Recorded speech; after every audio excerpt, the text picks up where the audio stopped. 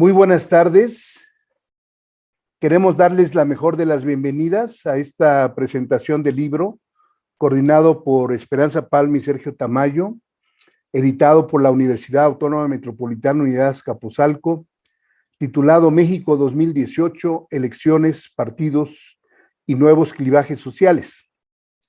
Es un libro sobre un tema y una perspectiva fundamental y original, que analiza y explica holísticamente qué pasó en las elecciones presidenciales de 2018 y trata de señalar aquellos aspectos cruciales que resaltan o que pueden resaltar las consecuencias políticas y culturales de este importante acontecimiento. La naturaleza, anatomía, arquitectura, fisiología del libro lo vamos a ir desmembrando a lo largo de esta sesión. Además, vamos a poder situar fácilmente las resonancias históricas que puedan inferirse de este acontecimiento sobre la vida política reciente en el país. Hemos invitado para conversar sobre los nuevos clivajes sociales y el papel central de partidos y organizaciones sociales de esta contienda electoral a grandes especialistas, amigos, amigas y colegas que reflexionarán con nosotros y nosotras. Tenemos al doctor Roberto Gutiérrez, a la doctora Erika López Sánchez, al doctor José Waldenberg y a la doctora Esperanza Palma. Vamos a dar la palabra a cada una y uno de nuestros invitados e invitadas y al finalizar quisiéramos extender una invitación a todos y todos los autores de este libro para que tomen la palabra y hagan un breve comentario sobre lo que deseen. Serán muy bienvenidos y bienvenidas. Quisiéramos extender una invitación desde esta apertura a la presentación del libro, que para todas y todos los que quieran también obtener el libro, les pediríamos nos envíen un mensaje solicitando la versión en PDF a través de los canales de CIA TV o del Zoom, y se los haremos llegar sin costo alguno inmediatamente. El sociólogo Marco González estará recibiendo sus mensajes y les enviarán el libro sin tardanza alguna. Bueno, sin más, por añadir en este momento, le daría la palabra a Roberto Gutiérrez, después de darles a ustedes una pequeña semblanza de su obra. Roberto es sociólogo, maestro en estudios psicoanalíticos por el Centro de Investigación y Estudios Psicoanalíticos y doctor en estudios sociales por la UAM Iztapalapa. Profesor e investigador del Departamento de Sociología de la UAM Azcapotzalco e integrante del área de Teoría y Análisis de la Política. Ha sido jefe del Departamento de Sociología, director de Ciencias Sociales y Humanidades y rector de la Unidad Azcapotzalco de la UAM. Sus principales líneas de investigación son cultura política, identidades políticas, procesos electorales y desafíos de la democracia.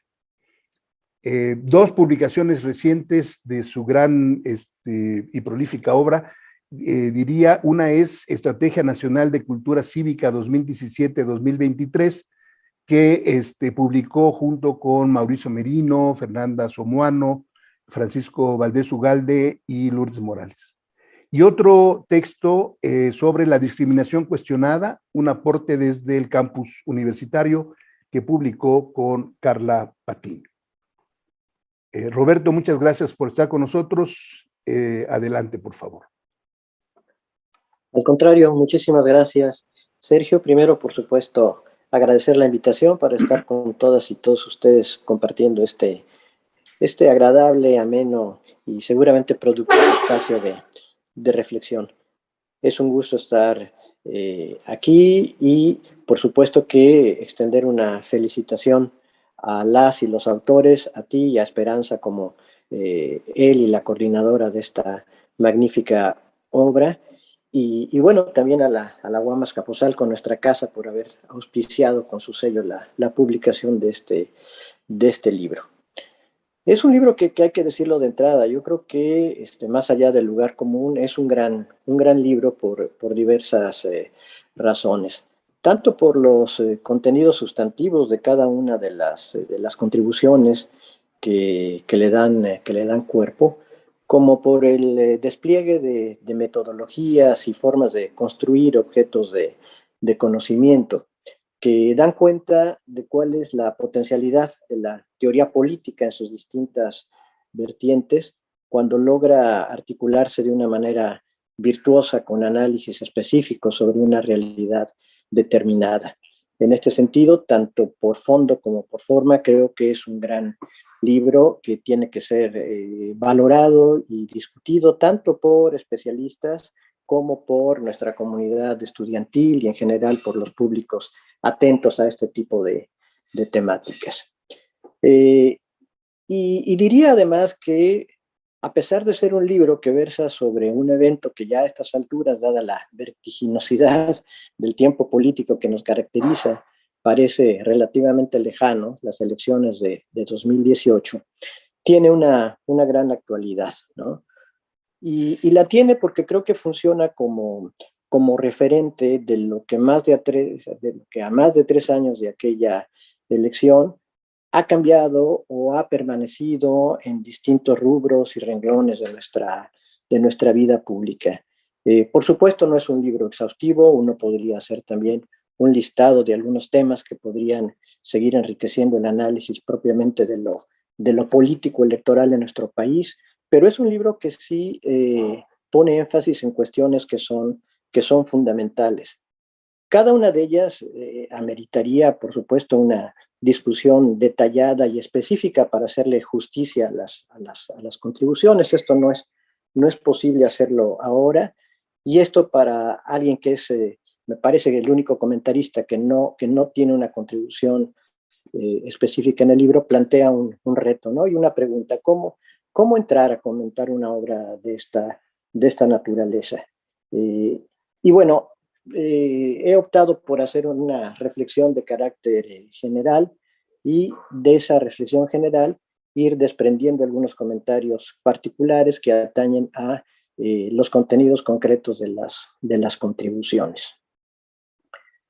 Bueno, yo creo que de manera global y tal y como lo plantean Sergio y Esperanza en la introducción, el libro lo que hace es reafirmar, digamos, la centralidad de los procesos electorales para entender la reproducción política de una comunidad como la nuestra.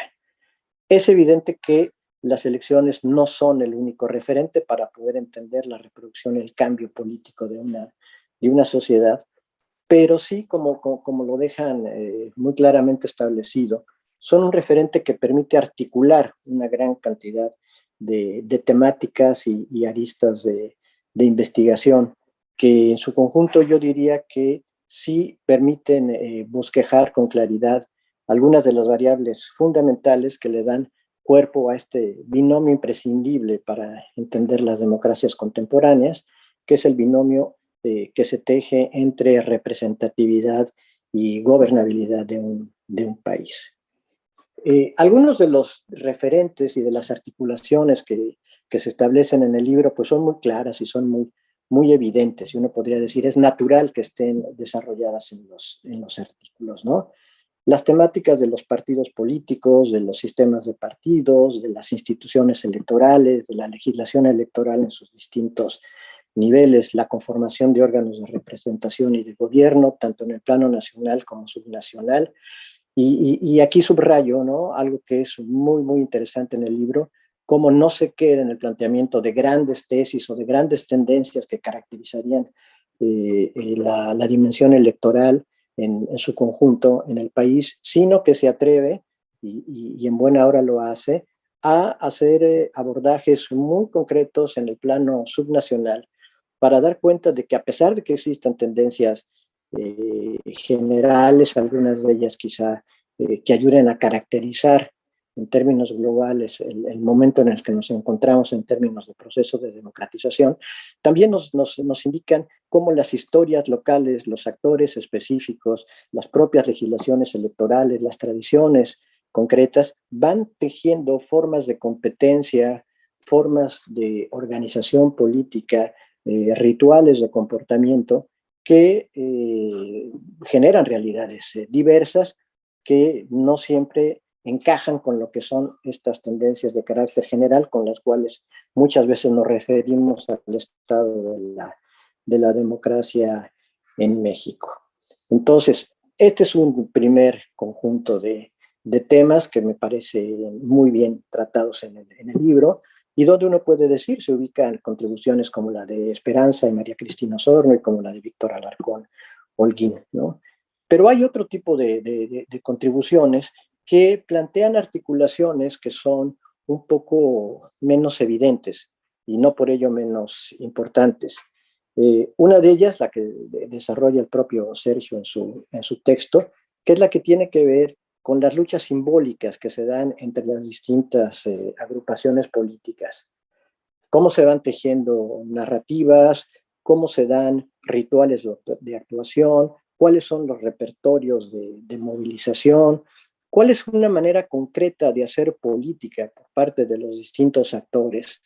Y yo diría, a reserva de que Sergio en su momento lo comente de una manera distinta, cuál es la manera en que sobre todo las bases de las agrupaciones políticas asumen la política, la introyectan, la recrean y le dan un cariz a veces mucho más vital y mucho más expresivo y mucho más indicativo de lo que es la cultura política de las organizaciones que lo que hacen las propias élites políticas, los cuadros directivos, que se manejan, digamos, en un circuito de interacción y de difusión política diferentes. Entonces, ¿cómo se construyen estas identidades políticas? ¿Cómo que coexisten? ¿Cómo compiten? ¿Y cómo se diferencian? Es algo muy importante, sobre todo en una época en la que muchas veces, dentro de un contexto de confusión ideológica, no resulta claro cómo poder diferenciar, sobre todo a la luz, en este caso concreto, del perfil de las coaliciones, donde había mezclas muy curiosas entre los aliados que daban cuerpo a una coalición u otra. De todas maneras, ¿cómo sí hay posibilidad de ir diferenciando estas maneras concretas de hacer política? Un ángulo distinto, otra articulación que está muy presente en el libro y que es interesante y que quizá fue relativamente soslayada en la etapa reciente de los estudios sobre lo político electoral, que atendía a otras, digamos, a otras variables más visibles vinculadas propiamente con los partidos, con la legislación y las instituciones electorales. Es aquella que tiene que ver con esa antigua relación, tan antigua que ahora sigue dejando sentir su peso y su influencia, entre las estructuras partidistas y las organizaciones sociales, ¿no? ¿Cómo se teje esta relación? ¿Cuáles son los protocolos de intercambio político que se dan entre organizaciones sociales, organizaciones no solo sindicales, sino organizaciones diversas, ¿no? de la sociedad civil que no son partidistas? ¿De qué forma se plantea, digamos, el trasvase de liderazgos de organizaciones a partir, atribuyen cuotas de poder? ¿Cuál es la capacidad de movilización de estas organizaciones que muchas veces ya no son tan visibles, pero que parecen todavía muy importantes en términos de estas capacidades de movilización de las organizaciones partidistas, ¿no? Ahí los artículos de Héctor Tejera, que está centrado en la Ciudad de México y en la dinámica que se da entre el PRD, Morena y las respectivas organizaciones sociales. Y es muy interesante ahí ver cómo las organizaciones que estaban en el PRD van a veces sigilosamente y a veces ruidosamente trasladándose a Morena sin mayor reparo ideológico y sin mayor explicación, ¿no? En concreto también el artículo de Juan Pablo Navarrete sobre la relación entre Morena y las organizaciones es muy interesante, así como lo es el de Francisco Reveles y Lisandro Devoto sobre la relación, es así, mucho más añeja, más estructurada quizá, entre el PRI y las organizaciones sociales, básicamente siguiendo los viejos patrones del patrón clientelismo.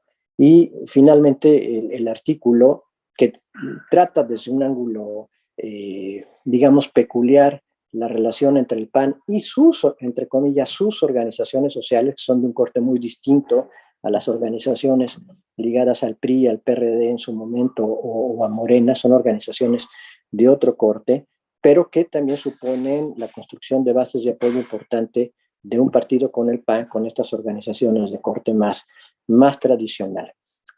Pero en general, el grueso de estas contribuciones, si quisiera insistir en eso, dejan ver todavía esta pesada influencia de lo que fue la etapa del partido hegemónico, del partido prácticamente único, donde buena parte de la estabilidad política y del juego político se daba a partir justamente de la relación entre los liderazgos gubernamentales, los liderazgos sindicales y de estos liderazgos hacia el interior de sus organizaciones, siguiendo estos protocolos de relación cliente, manejando el factor esperanza como uno de los factores básicos para seguir jugando en ese mercado de oportunidades políticas.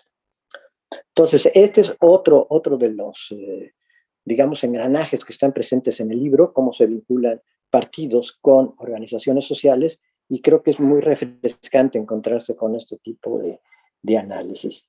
Y luego, bueno, otra gran vertiente que está presente y muy bien planteada de una manera muy elegante, como en el artículo de Erika López y de Manuel Rodríguez, y también en el artículo de Griselda Rangel, acerca de cómo dentro del espacio, dentro de la arena de la lucha electoral, se van abriendo paso nuevas temáticas que no eran temáticas usuales dentro de la deliberación pública y tampoco dentro de la competencia partidista, y cómo finalmente esta idea de ciudadanización de la política y de los procesos electorales tiene que irse ensanchando para pasar de un plano normativo genérico a atender peculiaridades específicas que, si no son tomadas en cuenta, pues dejan ver justamente lo incompleto, lo frágil o lo discriminatorio que es la vida democrática. El tema de la paridad de género, donde se han registrado avances importantes, o el tema justamente de alumbrar cuál es la circunstancia de la comunidad LGBT más, y en particular de los grupos trans, cómo han poco a poco ido ganando espacios, aunque haya todavía limitaciones muy importantes, tanto políticas como legislativas. Me parece que enriquece justamente este planteamiento general del libro acerca de cómo se van construyendo los clivajes electorales y cómo se va incorporando lo social dentro de esa dinámica de carácter general. Y por supuesto, ¿no? Con el capítulo que cierra el libro de Pepe Woldenberg, ¿cuál es el vínculo? ¿Cuál es la relación entre lo que ocurre propiamente al interior? Y esta es entonces una distinción simplemente analítica, ¿no? Al interior de la vida político-electoral, de su competencia, de la forma en que la ciudadanía sale y vota, etcétera. ¿Cómo influye en todo esto? Un contexto que está marcado por variables que siguen arrojando una sombra muy ominosa, no solo sobre lo electoral, sino en general sobre la vida entera del país, y que tienen que ver con la corrupción, con la delincuencia, que tienen que ver con la inseguridad y que tienen que ver de una manera muy importante, y ahí está, creo, un poco la clave de este llamado que ha hecho José Goldberg en distintos momentos para poder promover un nuevo pacto de cohesión social que tiene que ver con la enorme desigualdad que hay en México y que, por supuesto, gravita negativamente en la dinámica específica de lo político electoral, le resta bases al ejercicio de los derechos ciudadanos, resta libertad de acción y, bueno, abre la puerta para que también se vaya generando un caldo de cultivo para la retórica de la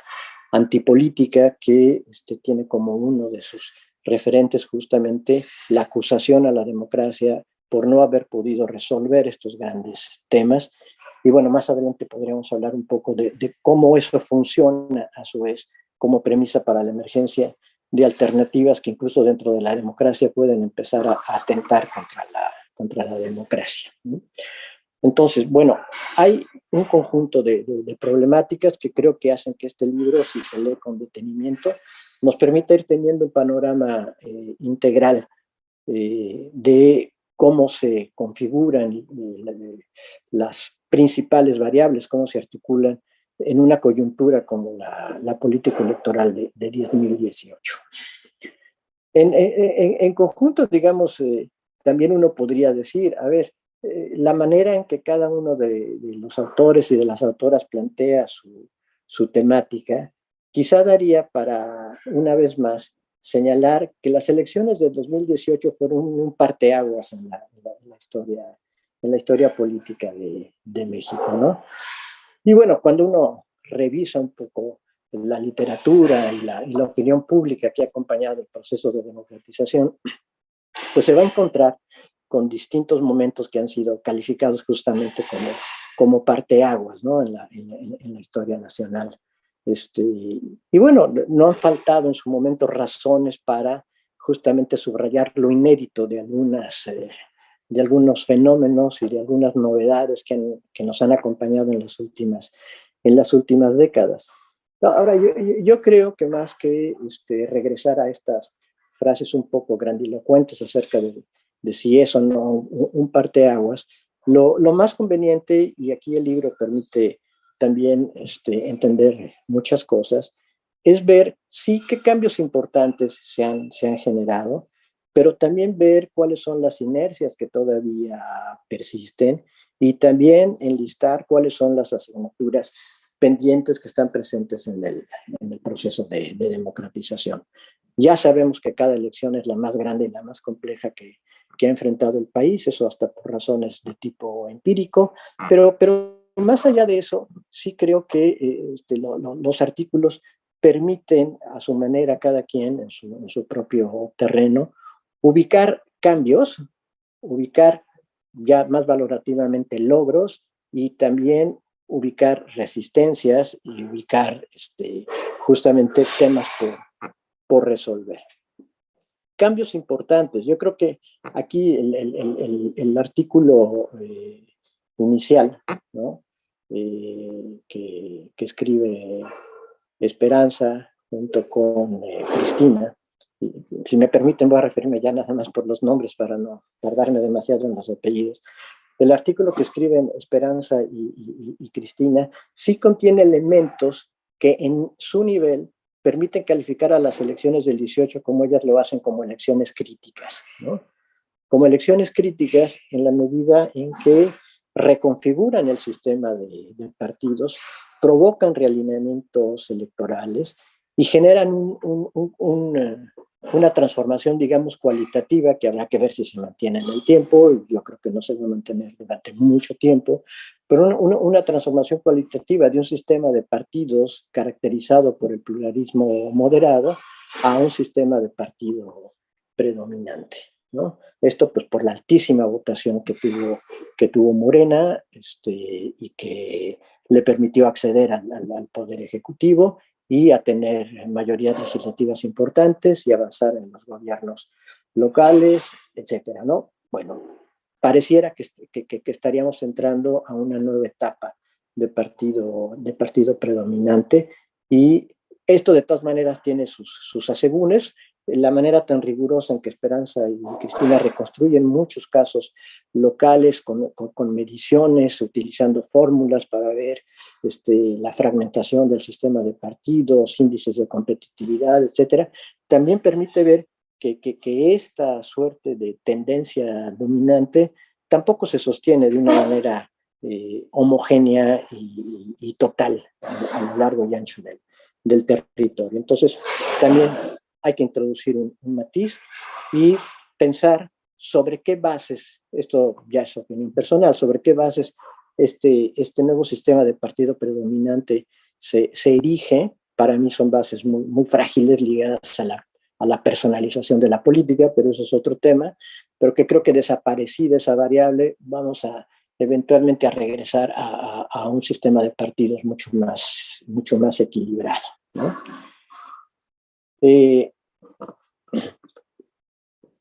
Hay también otra reflexión importante, ¿no? que se hace en el libro y que, digamos, tendría que ver también con valorativamente, pero también analíticamente, tendría que ver con lo que podemos llamar el descrédito de la democracia, la pérdida de credibilidad de las instituciones y de los actores, la crisis de los sistemas de intermediación, que es lo que trabaja básicamente Víctor Alarcón Holguín, ¿no? en su texto, que nos deja ver como uno de los rezagos más importantes en la evolución política del país tiene que ver con esas organizaciones que son cruciales justamente para poder transformar los votos en escaños y construir gobiernos. Organizaciones cerradas, organizaciones centralizadas, organizaciones autoritarias, organizaciones que no han logrado realmente abrir sus puertas hacia una participación mucho más fluida, que aparecen como autistas frente a corrientes de opinión que una y otra vez señalan cuáles son sus límites y cuáles son sus vicios, y que en ese sentido, pues sí, como diría Andrea Greppi en algún texto, parece hacerlas funcionar como instituciones suicidas, ¿no? Como instituciones que, a pesar de estar constatando constantemente las razones que han llevado a su descrédito, la desafección política, y que esto es otra vertiente de la retórica de la antipolítica, otra vertiente importante, a pesar de esto, parecen muy cerradas en esta lógica de la ley de hierro de las oligarquías que plantea Víctor, y que hoy por hoy parece ser entonces justamente una de las asignaturas pendientes más importantes para la democratización del país, ¿no? Ahora, cambios importantes desde una perspectiva sí muy positiva. Yo creo que ahí hay varias cosas. Los artículos sobre la paridad, ¿no? El de Griselda Rangel y el que aborda a la comunidad LGBTI, más de Erika López y de Manuel Rodríguez, dan cuenta muy clara justamente de cómo la democracia no puede pensarse al margen de la ampliación de los derechos, ¿no?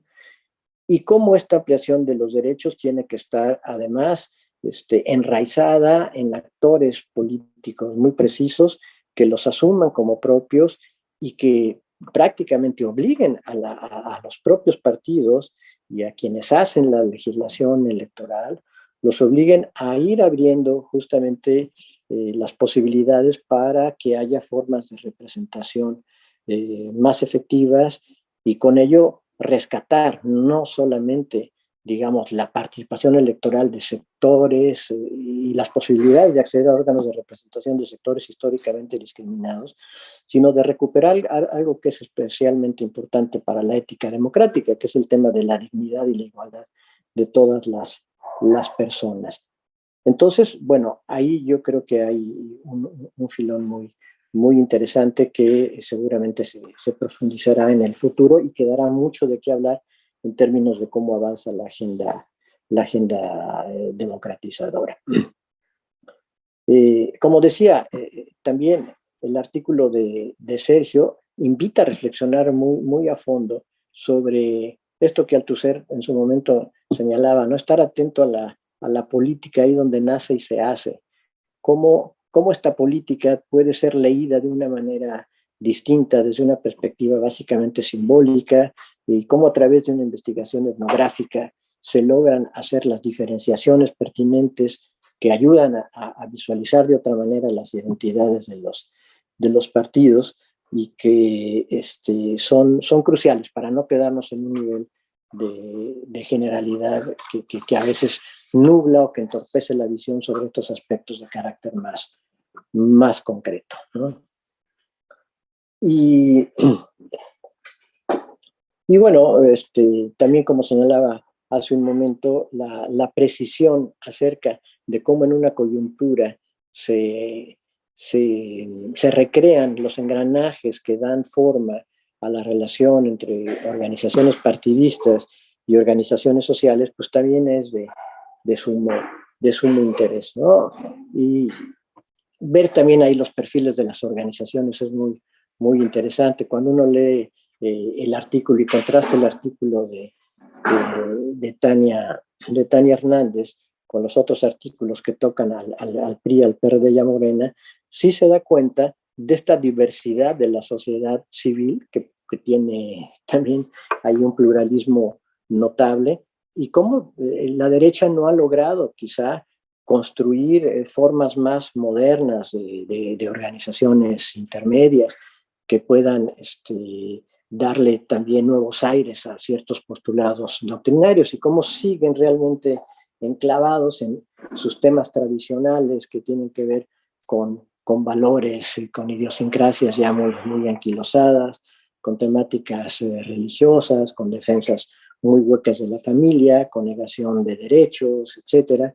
Y esto, bueno, pues nos habla también de las dificultades de un partido como este para poder reciclar de otra manera su relación con el tejido social. Bueno, yo creo que al final, ya con esto voy terminando para no extenderme demasiado, el libro sí abre la puerta para una reflexión, insisto, matizada de los claroscuros del proceso de democratización y cómo se expresan en una coyuntura como la del 2018 y cómo finalmente el mejoramiento de la calidad de la democracia se juega en múltiples frentes y tendrá que ser abordado por una gran cantidad de actores sociales y políticos, ¿no?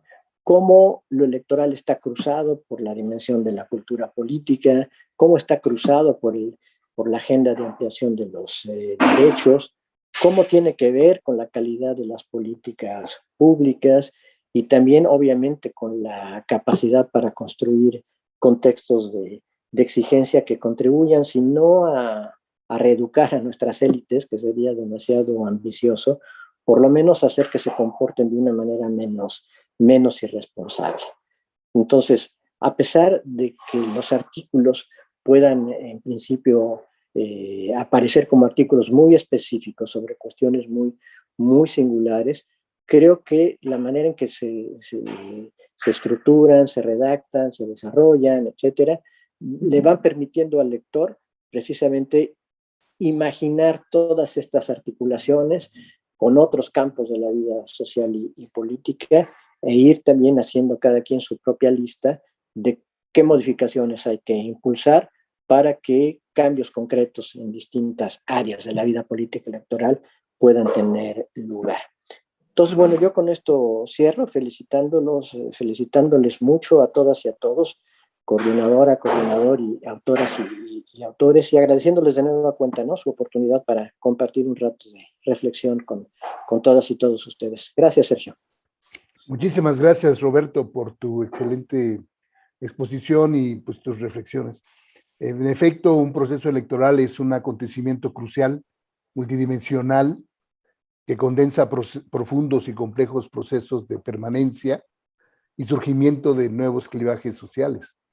Se actualizan agendas políticas, se evidencian grandes contrastes entre continuidades y realineamientos del electorado, de selección de candidaturas, de campañas, de estrategias, de reacomodos de partidos. Y esta elección 2018 ha sido crucial, una elección crítica en la historia del país, con todo y su relatividad empírica, como señalabas, ¿no? Ha producido transformaciones notables en el reacomodo de partidos y el electorado, en el equilibrio de poderes y el estilo de gobernar, así como en la dinámica y mecánica del sistema de partidos. Aprovecho para dar la bienvenida a quienes están viendo esta presentación por Facebook, por YouTube y por Zoom, y a quienes ya han solicitado el libro en PDF para enviárselos de inmediato. Ahora deseo presentarles a la doctora Erika López Sánchez. Ella es profesora investigadora de la Universidad de Guanajuato, doctora en estudios sociales por la UAM Iztapalapa, integrante del Sistema Nacional de Investigadores y de la Red de Politólogas.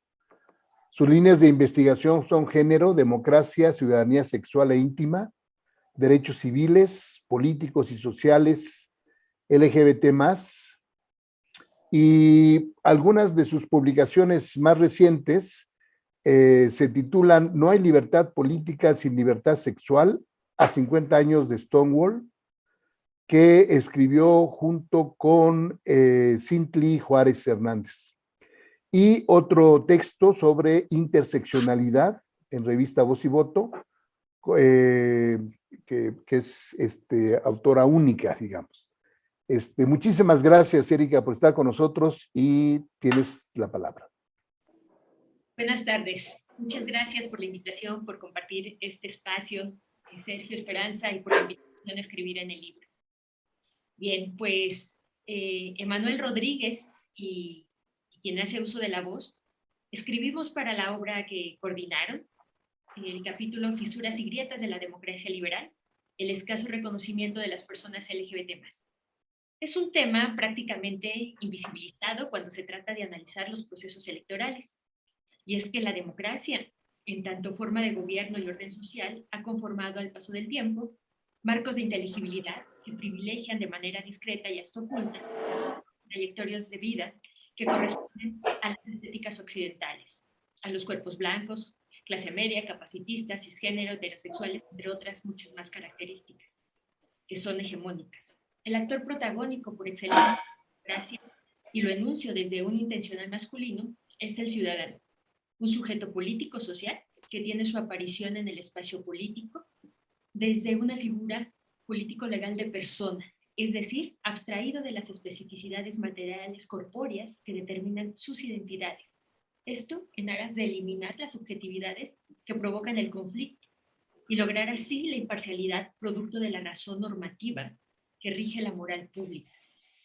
Esos principios universales de moralidad a los que ha aspirado la democracia liberal definen términos para la condición ciudadana, y eso ha provocado injusticias hermenéuticas, es decir, déficits de inteligibilidad acerca de lo que está ocurriendo en los otros sujetos que se quedan en los bordes de la condición ciudadana, ya sea por no cumplir con el requisito de expulsar de su razón el deseo, la afectividad y el cuerpo, y por no cumplir con estas características hegemónicas que lo invisibilizan como cuerpo y lo posicionan como persona.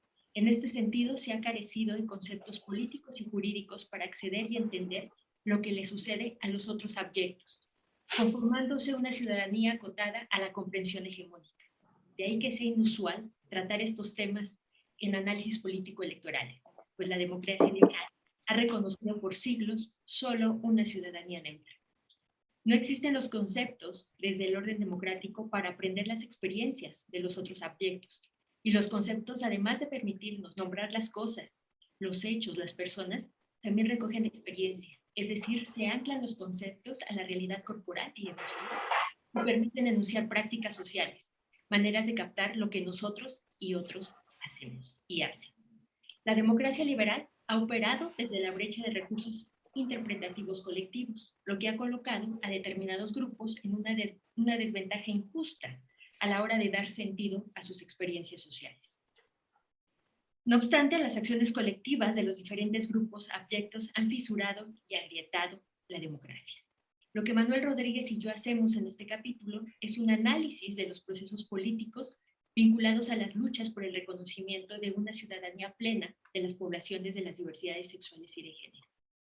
Discutimos los límites de la ciudadanía normativa para lograr una democracia incluyente, los términos y condiciones del modelo de ciudadanía.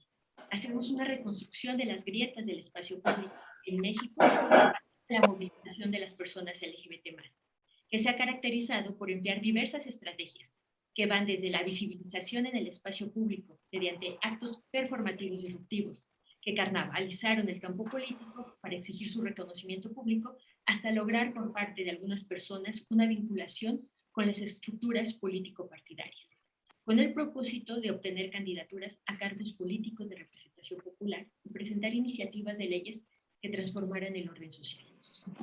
Nos detenemos a analizar a cada una de las grietas que fueron trastocando, primero el orden autoritario y luego el orden democrático en México, destacando que la emergencia de nuevos actores políticos en la esfera pública constituye un desafío a la estructura política del país, supeditada al control presidencialista instaurado por el régimen priista. Las manifestaciones de esos grupos no cruzaban por la intermediación corporativa a la cual estaban sometidos los sectores afines al gobierno. Es el caso de los sindicatos obreros, organizaciones campesinas y sectores populares afiliados al Partido Revolucionario Institucional. Por ello, las nacientes organizaciones LGBT+, como las marchas y protestas que éstas organizaban, sumaron fuerza al cuestionamiento de la falta de democracia y a la inexistencia de canales de participación ciudadana, promoviendo una vez más pequeñas fisuras en el sistema de partidos y las estructuras de representación del sistema político mexicano.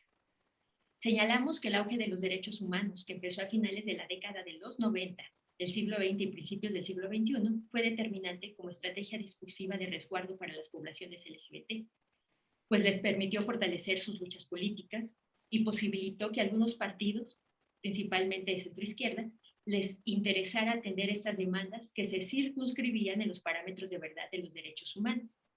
Estas dinámicas de aceptación por parte de los partidos respondían a la legitimidad que estaban cobrando los derechos humanos en el mundo y que llegaron a reforzar la calidad de las democracias. Destacamos que desde 1982 se empezaron a tener las primeras postulaciones de candidaturas LGBT+, y señalamos que estas candidaturas generalmente se fueron otorgando en distritos donde los partidos tenían poca capacidad de triunfo, lo que da cuenta del extractivismo político por parte de los partidos hacia las personas LGBT.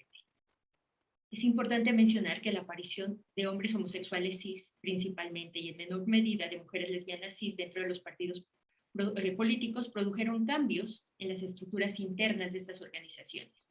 Por ejemplo, el Partido Socialdemócrata fue la primera organización partidaria que conformó dentro de su estructura el colectivo Diversidad Alternativa, con el objetivo de reforzar la candidatura presidencial de Patricia Mercado en 2006.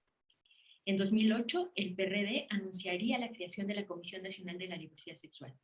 Más tarde, este mismo partido modificó sus estatutos internos para promover la inclusión de candidaturas plurinominales que representaran los intereses de las personas LGBT e impulsó la creación de la Secretaría de la Diversidad Sexual. Asimismo, en 2008, el Partido del Trabajo firmó un acuerdo con diversos grupos de las diversidades sexuales y de género para respaldar su agenda. Morena, desde su surgimiento en 2015, promovió la inclusión de candidaturas LGBT+, y estableció la creación de la Secretaría Nacional de la Diversidad Sexual. Y esto sería tan solo el inicio de lo que varios partidos han hecho hasta el día de hoy. Al respecto, las reflexiones son cuidadosas, pues esta trayectoria de lucha no ha sucedido de forma generosa en terrenos planos ni en igualdad de condiciones. Los extractivismos han estado presentes siempre, las designaciones de esas candidaturas en distritos electorales, donde por lo regular se pierde, ha sido una constante, así como los privilegios a los hombres cis homosexuales por encima de las mujeres lesbianas cis, y qué decir de las poblaciones trans y no binarias. Sin olvidar que estas candidaturas LGBT+ iban sucediendo en un contexto nacional de nulo reconocimiento de derechos para las poblaciones de las diversidades sexuales y de género. Sería la Ciudad de México quien empezaría en la primera década del siglo XXI a reconocer ciertos derechos, con limitantes legales y desde concepciones patologizantes. Es muy importante mencionar que el reconocimiento de las candidaturas LGBT+ en el marco legal electoral llega tarde.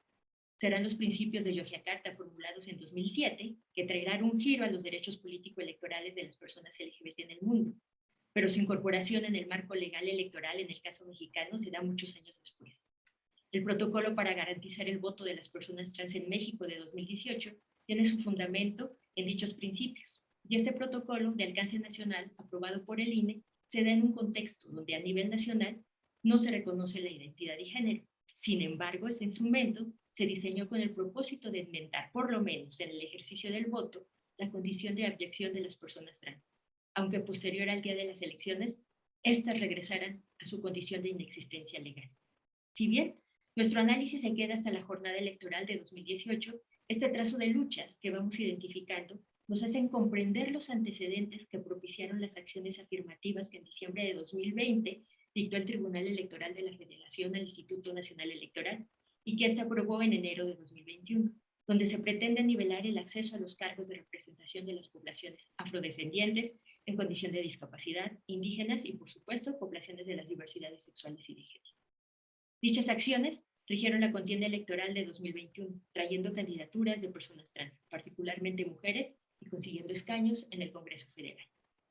Los hechos, los avances, las deudas pendientes nos obligan, nos exigen a no dejar el tema cada vez que se hacen análisis político-electorales. La concepción de una ciudadanía abstraída de sus cuerpos, identidades y trayectorias de vida genera sociedades excluyentes que propician desigualdades, violencia y discriminaciones que impiden la vida digna de todas las personas. El marco legal democrático debe generar las condiciones no solo para la pluralidad de ideas, sino que debe garantizar la existencia de la diversidad humana en la sociedad, en los procesos político-electorales y en consecuencia en el ejercicio de cargos de representación popular para construir sociedades incluyentes. Gracias. Muchas gracias, doctora Erika López, por su participación. Gracias por darnos un bocado de lo que podremos leer en el libro México 2018, Elecciones, Partidos y Nuevos Clivajes Sociales. El libro, como se deduce, es una obra colectiva cuyo objetivo es analizar continuidades y cambios de las elecciones de 2018 en el sistema de partidos, en las formas de hacer campaña, en la relación de las organizaciones partidistas con la ciudadanía, en la emergencia de nuevas agendas, como la paridad precisamente y la lucha de la comunidad LGBT más por acceder a las candidaturas. Efectivamente que, como señaló con mucha precisión el enfoque de la doctora Erika López, este libro reúne también sendos trabajos de especialistas que son los siguientes que quisiera nombrar por orden de aparición en el libro: Esperanza Palma, María Cristina Osornio, Víctor Alarcón Holguín, Sergio Tamayo, Héctor Tejera Gaona, Juan Pablo Navarrete Vela, Francisco Reveles Vázquez, Lisandro Devoto, Tania Hernández Vicencio, Griselda Beatriz Rangel Juárez, Erika López Sánchez, Emanuel Rodríguez Domínguez y José Waldenberg. Ahora quisiera invitar a José Waldenberg para compartir sus reflexiones. José es político, investigador y académico mexicano. Muchas y muchos ya lo conocen. Doctor en Ciencias Políticas por la Facultad de Ciencias Políticas y Sociales de la UNAM, colaborador semanal del periódico Reforma y miembro del Sistema Nacional de Investigadores, así como el Consejo Consultivo del Fondo de las Naciones Unidas para la Infancia, UNICEF, y consejero de la Comisión de Derechos Humanos del Distrito Federal. Y además habría que decir el primer presidente del Instituto Federal Electoral de 1996 a 2003, si no me equivoco bien de las fechas. De sus publicaciones más recientes, quisiera destacar En Defensa de la Democracia y Así Suele Ser la Vida, microhomenajes, publicados ambos por Cal y Arena. José, muchísimas gracias por aceptar nuestra invitación y adelante, por favor. Muchas gracias, muy buenas tardes. Primero que nada, agradecer a Sergio y a Esperanza la invitación para hacer un capítulo de este libro y también agradecerles que me hayan invitado a esta presentación. No voy a corregir varias de las cosas que dijo Sergio sobre mí porque están en pasado. O sea, ya no estoy en Reforma, no estoy en la UNICEF, etcétera, etcétera, pero creo que eso no importa demasiado. Muchas gracias de todas maneras. Y te conocemos demasiado también, así que una disculpa. No, hombre, por favor, por favor. Todos sabemos que las elecciones son, digamos, un mecanismo donde se concentran muchas de las tensiones que se expresan en la sociedad y la política. Y hasta donde alcanzo a ver, es el único método que ha inventado no México, sino la humanidad, para que la diversidad política que palpita en una sociedad pueda convivir y competir de manera pacífica y ordenada. Si esto es así, un libro como el que estamos presentando es doblemente pertinente. En primer lugar, porque la historia de las elecciones competidas en nuestro país es relativamente reciente. Y en segundo lugar, por lo que luego voy a desarrollar, porque creo que mucho de lo construido en los últimos años en esta materia hoy está en jaque.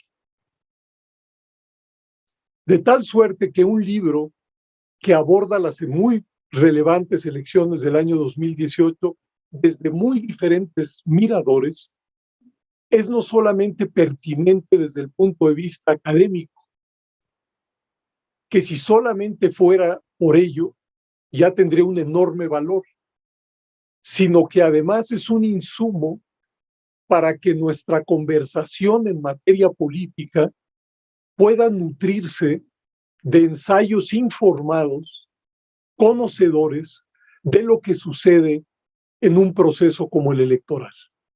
Y creo que una de las virtudes mayores del libro es precisamente eso, haber conjugado diferentes voces y enfoques para abordar las elecciones del año 2018. Las notas que hice para esta presentación se parecían mucho a lo que dijo Roberto. Es decir, Roberto lo que nos presentó fue un mural de lo que contiene el libro. Y mientras él iba hablando, estaba yo pensando que si iba yo por esa vía, acabaría repitiendo algo muy similar a lo que él hizo. Esperanza me había sugerido que hablara básicamente del texto, del texto que yo escribí. Pero también pensé, eso lo pensé desde antes, que no solamente era, creo, el único texto que se había escrito antes de las elecciones, sino después de las elecciones, y que referirme a él, pues sería tal vez ocioso. Pero sí voy a hacer lo siguiente. Roberto decía que en el texto que escribí, de lo que trata es de subrayar cuáles son aquellos elementos que fortalecen una vida democrática y cuáles son aquellos elementos que debilitan esa vida democrática. En aquel entonces, él ya lo señaló, solo lo enuncio, me daba la impresión que los fenómenos de corrupción, que la violencia expansiva, que las desigualdades intocadas, que la existencia de una pobreza que parecía inamovible, todo eso, de manera conjunta, impactaban el poco aprecio por nuestro sistema democrático. Y por supuesto que mantengo lo ahí escrito. Pero a lo que quiero hacer referencia es a dos fenómenos nuevos que no están en el texto y que desde mi punto de vista deberían de prender las alertas en relación a la perspectiva de lo que yo llamo nuestra germinal democracia. Uno es la irrupción de los grupos delincuenciales en los procesos electorales. Los grupos delincuenciales han estado ahí a lo largo de los años. Creo que para el año 2018 ni yo mismo les dio la importancia que tenía ya en ese entonces ese fenómeno. Pero luego de las elecciones del 2021, creo que ningún analista puede dar la espalda a lo que está sucediendo en ese terreno. A lo largo de muchos años, y eso son impresiones, porque no se pueden tener datos específicos, a lo largo de muchos años, el crimen organizado vio cómo se desarrollaban las elecciones, con posterioridad, seguramente presionaba y se hacía presente en diferentes localidades, ante distintas autoridades, haciendo y deshaciendo en esa materia. Pero algo ha cambiado, y ha cambiado para mal, y es la presencia de estos grupos amenazando, secuestrando y asesinando a precandidatos, ya candidatos y a miembros de sus equipos electorales. Esto es no solamente algo novedoso, sino una llamada de atención, porque sin duda alguna, si este fenómeno no es detenido y revertido, es un fenómeno que puede acabar con mucho o lo poco de lo construido en las últimas décadas. El código de comportamiento de estos destacamentos es la negación absoluta de los valores y de los principios que pone en acto cualquier institucionalidad de carácter democrático. Si para algo deben servir las elecciones, además de, por supuesto, para nombrar autoridades, legislativos, para que nos ayuden a que la diversidad política pueda competir de una manera pacífica y para que además los ciudadanos sean la última palabra en definir quién gobierna y quiénes están presentes en el legislativo. Si algo está en los fundamentos de toda esa construcción a la que llamamos democracia, es la búsqueda de la coexistencia pacífica y el respeto por los otros. Para eso se construye democracia. Muchas otras cosas, pero eso creo que es lo fundamental. Generar una vida política participativa,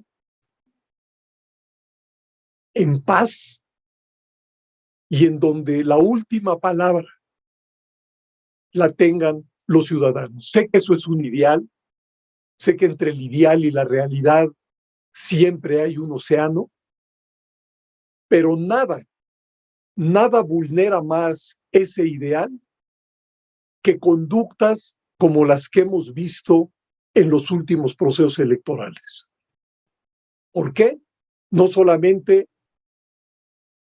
no es que iba a decir una tontería, iba a decir no solamente por el número de asesinados y secuestrados y amenazados, no se le puede poner solamente a eso, porque además de todo eso, acaban desvirtuando en su médula el proceso electoral de principio a fin. Porque si no van a ser los ciudadanos los que al final decidan en libertad quiénes son los ganadores, todo el resto es puesto en jaque. Entonces, quería poner esta alerta porque creo que en mi texto me quedé muy corto en esta dimensión. Y la otra alerta es para mí igual de preocupante y que por supuesto no podía estar en el texto porque, insisto, este es un texto escrito antes de las propias elecciones. ¿Cuál es esta otra alerta? El poco aprecio, más bien el desprecio que existe por lo construido en las últimas décadas en esta materia, en el gobierno y en los partidos que lo sostienen. No voy a decir ninguna novedad. Desde el propio Ejecutivo se ha descalificado una y otra y otra y otra vez a la principal institución que sostiene nuestro edificio electoral, Instituto Nacional Electoral. Por supuesto que nadie puede pedir fueros para el instituto y que sea intocado. El problema es que no ha sido una crítica fundada y con elementos, sino una descalificación adjetivada cuyos fundamentos son muy endebles. Voy a poner un ejemplo para no ir, porque creo que hubo dos resoluciones del Instituto Nacional Electoral que desataron esta reacción tan beligerante. Uno, el de los registros de candidatos, y otro, el del ajuste del 8% que se había violado en el 2018. Permítanme decir 2-3 palabras sobre esto, para que lo mío no quede tampoco como algo general, abstracto y sin fundamento. En relación al tema del 8%, todos sabemos, por lo menos en esta pequeña comunidad que se dedica a las elecciones, que la Constitución es muy clara y que dice que entre votos y escaños no puede haber una diferencia mayor del 8%. ¿Por qué dice eso? Pues porque en 1996 hubo una negociación en donde los dos extremos, por un lado era el PRI, que decía que si no había un premio a la mayoría, no iba a haber mayoría en el Congreso y eso haría ingobernable al país, y desde la izquierda que se decía y que se aspiraba a que los votos se tradujeran de manera estrictamente proporcional en escaños. Si alguien sacaba el 20% de los votos, tuviera el 20% de los escaños. Bueno, no ganó ni uno y otro, ni uno ni otro. Se dijo, no va a haber ni representación proporcional estricta, pero tampoco una sobrerepresentación extrema. A lo más que se podría llegar es al 8% de diferencia entre votos y escaños. Y eso, como todos ustedes saben, se respetó en 1997, en 2000, en 2003, en 2006, en 2009, yo digo que hasta en 2012, y en 2015 surgió esta maña que acuñaron el PRI y el Partido Verde, y que se beneficiaron de un poco más de diputados. Pero en el caso de la coalición del 2018, no fueron unos cuantos más diputados, fue el doble de los diputados. No tuvo 8% de más, tuvo 15.8% de más. Bueno, ¿qué hizo el INE? Pues, para antes de que se volviera a repetir esto, sacar una resolución que refrendaba lo que dice la Constitución. Eso es todo. Bueno, entraron en furia, fueron al tribunal y el tribunal ratificó 6-1, si mal no recuerdo, lo que había hecho el Instituto Nacional Electoral. No podía ser de otra manera porque es un mandato constitucional. Sin embargo, la furia desatada fue enorme. Y yo me pregunto, ¿a quién tienen que hacer caso los consejeros del Instituto Nacional Electoral? ¿A la Constitución y la ley o al presidente de la República? El presidente de la República, al parecer, cree que a él. Bueno, yo estoy convencido que para tener una auténtica autoridad electoral, esta autoridad tiene que responder a la Constitución y a la ley. El otro caso fue quizá incluso más espectacular, que acabó incluso con amenazas contra los propios consejeros. ¿Cuál fue? Cuando el Consejo General negó el registro no solamente de 2 candidatos a gobernador, sino a múltiples candidatos a presidentes municipales, pero lo más vistoso fue a los candidatos a gobernador de Michoacán y de Guerrero. ¿Por qué se los negó? Porque metieron a la ley que aquellos que no presentaran sus informes de pre-campaña de ingresos y gastos, dice la ley, no pueden ser registrados. A diferencia de muchas otras sanciones que hay en el mundo electoral que no están casadas con conductas específicas.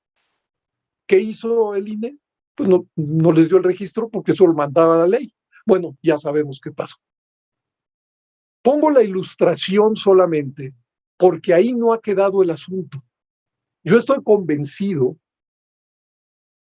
que como nuestro proceso democratizador le dio la espalda a la cuestión social, para millones de mexicanos, ese proceso democratizador casi no significa nada. Es decir, para desgracia nuestra, nuestro proceso democratizador ha coincidido con una economía que no crece con suficiencia, con un crecimiento de la informalidad, con un no crecimiento del trabajo formal, con falta de espacios laborales para los jóvenes que se incorporan al mercado de trabajo. Y por supuesto que cuando esto sucede, pues el aprecio por las instituciones de la República, por los políticos, por los partidos, por el Parlamento, etcétera, etcétera, suele ser muy bajo. Y es más elocuente si lo comparamos con lo que sucedió durante la larga etapa del autoritarismo. ¿Por qué se mantuvo? Quizás sea una de las preguntas a lo largo de tantas décadas la hegemonía del PRI. Una de las posibles respuestas, pues es que entre 1932 y 1982 la economía mexicana creció. Y aunque sus frutos nunca irradiaron de manera equitativa, porque no fue así, de todas maneras, en las familias, los hijos esperaban vivir mejor que los padres y lo lograban. Yo digo, ese fue uno de los lubricantes del consenso pasivo con el régimen autoritario. Sin embargo, el proceso de transición y los primeros años de vida democrática pues han nublado las expectativas de millones y millones de mexicanos, de ahí el desencanto, pero, digo yo, ojalá en los años que estamos viviendo no vayamos a tirar al niño junto con el agua sucia. ¿Cuál es el niño? Yo digo que lo construido en términos democráticos. Nuestras normas, nuestras instituciones, los valores que pusieron en pie a la democracia, y ojalá seamos capaces de preservar lo construido, porque ni desde el gobierno ni desde la sociedad se aprecia eso que se construyó. No me gusta ser alarmista, no quiero ser alarmista, pero el problema es que yo estoy alarmado y quiero transmitirles pues esa pregunta. Y termino con lo siguiente. El libro nos dice una cosa, creo yo, bueno, nos dice muchísimas cosas, pero hay una cosa que es muy relevante.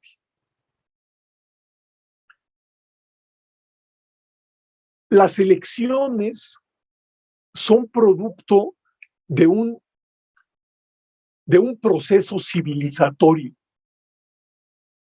Creo que no se ha ideado ni construido una forma superior para que la diversidad política que existe en un determinado país pueda expresarse, pueda recrearse, pueda convivir y pueda competir, superior a la de las elecciones.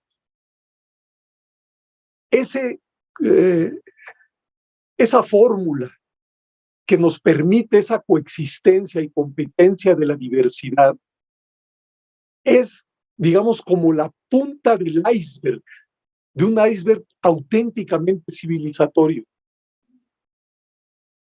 Y me temo que muchos de los valores que se pusieron en acto para construir mucho de lo que hoy tenemos, hoy están siendo vulnerados. ¿A qué me refiero? Empezamos a acostumbrarnos a la coexistencia del pluralismo. Hoy, desde el discurso presidencial, hay una sola opción legítima. Las otras son descalificadas con diferentes adjetivos. Poco a poco nos íbamos acostumbrando a un cierto equilibrio de poderes, no a una presidencia omnipotente. Bueno, hoy parece que los afanes son la de la reconstrucción de una presidencia omnipotente. Poco a poco, empezábamos a ver que la Corte se convertía en un auténtico tribunal constitucional. Hoy, cuando ya no digamos un juez falla en contra de alguna resolución del Ejecutivo o del Legislativo, sino incluso los abogados que acompañan a los litigantes son descalificados desde la propia presidencia. No sigo. Lo que quiero decir es que acérquense al libro. El libro les va a dar no solamente mucha información sobre las elecciones del 2018, sino reflexiones que nos permiten entender de una mejor manera, de una manera más rica, más matizada, más compleja, lo que significa un fenómeno como las elecciones del 2018. Y otra vez, muchas gracias, Esperanza, muchas gracias, Sergio.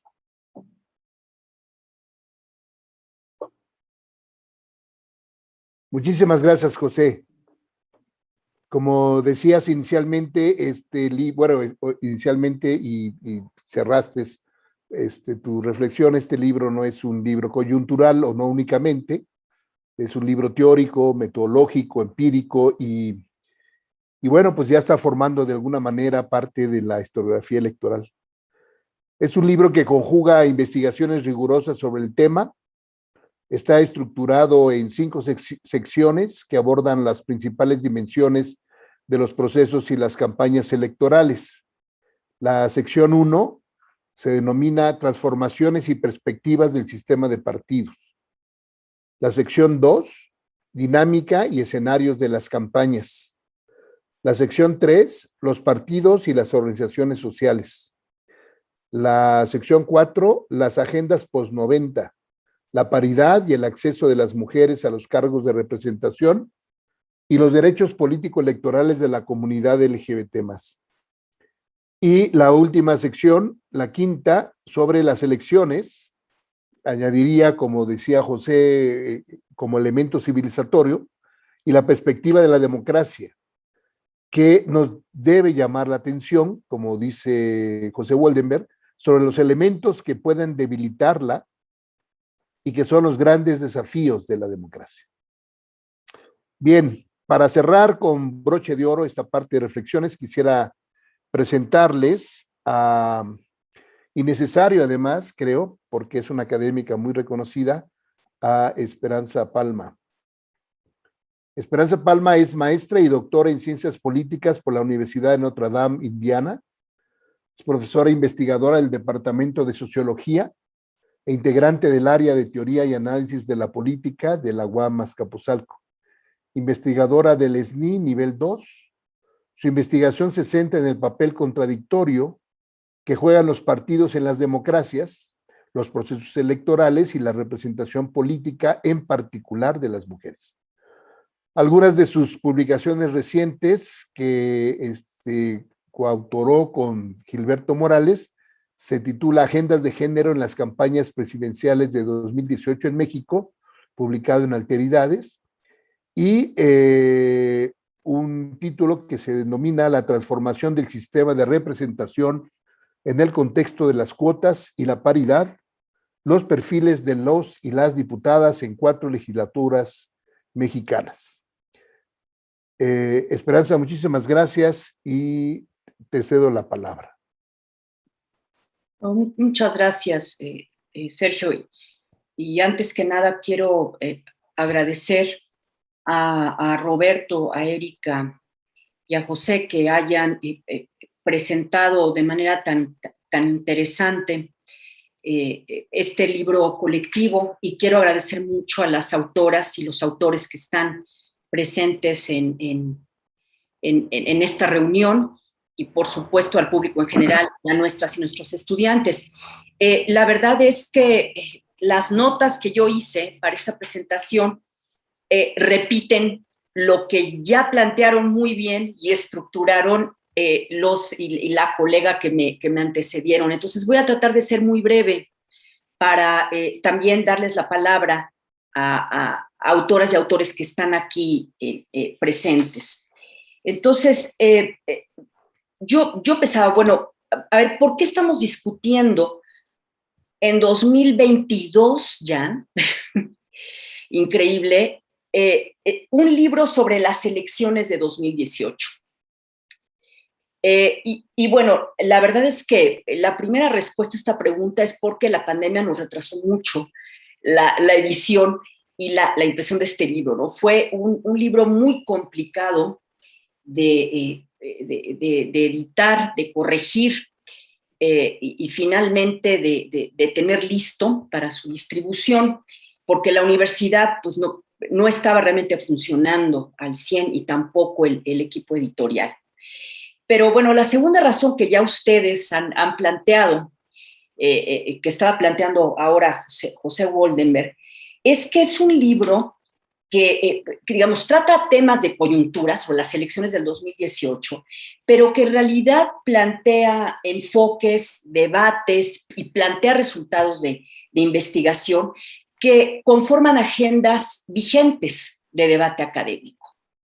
Y creo que, bueno, además de toda la información que se puede encontrar acerca de las elecciones del 2018, lo que van a encontrar son estas agendas y estas líneas de debate académico que son más generales y que tienen implicaciones teóricas y también implicaciones para entender otros procesos que tienen que ver con la conformación de los procesos de representación y con la ruta que está siguiendo nuestra democracia. Entonces, bueno, por eso un libro sobre el 2018 es pertinente discutirlo en el 2022. Y bueno, como ya han planteado todos los capítulos, no me voy a referir a los capítulos ni a las secciones porque ya lo hizo Roberto y lo hizo Sergio ahora también, pero destaco que en efecto todos los capítulos muestran la vitalidad que tienen los procesos electorales, es decir, la centralidad que tienen para premiar, castigar, generar cambios, para canalizar el malestar social, para expresar nuevas fracturas e identidades políticas y también para generar nuevas agendas. Las elecciones del 18, yo creo que como consideramos las elecciones del 1988 en su momento, fueron efectivamente elecciones críticas, Roberto decía, fueron parteaguas en un sentido, porque condensaron muchos cambios y tendencias, la crisis del sistema de partidos de la transición, propiciado por el rápido crecimiento y triunfo de Morena, el desgaste de los partidos tradicionales, el PRI, el PAN y el PRD, por el traslado de lealtades partidistas, como muestra Héctor, que ocurrió en la Ciudad de México, por estos nuevos perfiles de candidaturas, resultado del activismo de colectivos LGBT+ y colectivos feministas que han demandado su inclusión en los procesos de representación política y la visibilización de agendas que la verdad es que llevan décadas gestándose, no son agendas tan nuevas, sino que son el resultado de una lucha de mucho tiempo. Entonces, bueno, estos son temas que van a encontrar en el libro.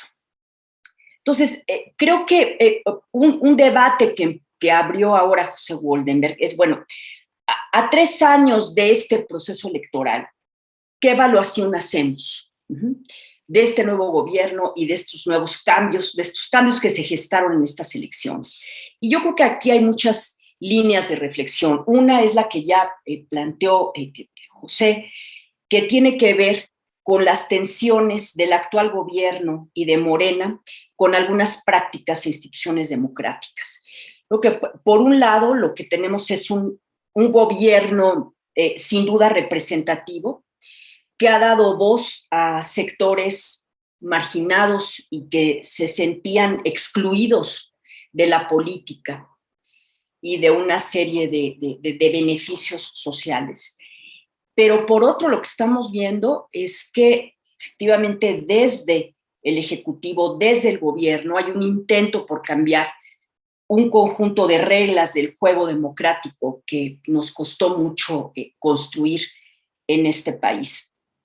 José Woldenberg ya se refirió a todos los ataques que ha referido, que ha recibido el INE, pero yo diría que va mucho más allá. Hay como toda una narrativa oficialista que intenta deslegitimar a las oposiciones partidistas y no partidistas y a movimientos sociales, como ha sido el caso del movimiento feminista, que yo creo que ha sido uno de los principales opositores al gobierno actual. Entonces, ahí tenemos esa tensión. Otra línea de investigación y de debate también tiene que ver con lo que ya planteó José Woldenberg, que es la violencia. La violencia criminal que se expresa en los procesos electorales. No voy a abundar más en esto, yo agregaría otra que tiene que ver con otras formas de violencia política, por ejemplo, la violencia de género, y que curiosamente se ha expandido a partir de que han llegado más mujeres a candidaturas y a los cargos de representación. Y este es un problema grave que hemos detectado y que detectamos de forma clara en las elecciones pasadas. Junto con esto tenemos otras tendencias, ¿no? Erika ya se refirió como después del 2018 tuvimos nuevos lineamientos que aplicaron para las elecciones del año pasado, para candidaturas LGBT+, de la población afrodescendiente, de personas con discapacidad, entre otras, y eso ha sido un avance importante después de las elecciones del 2018.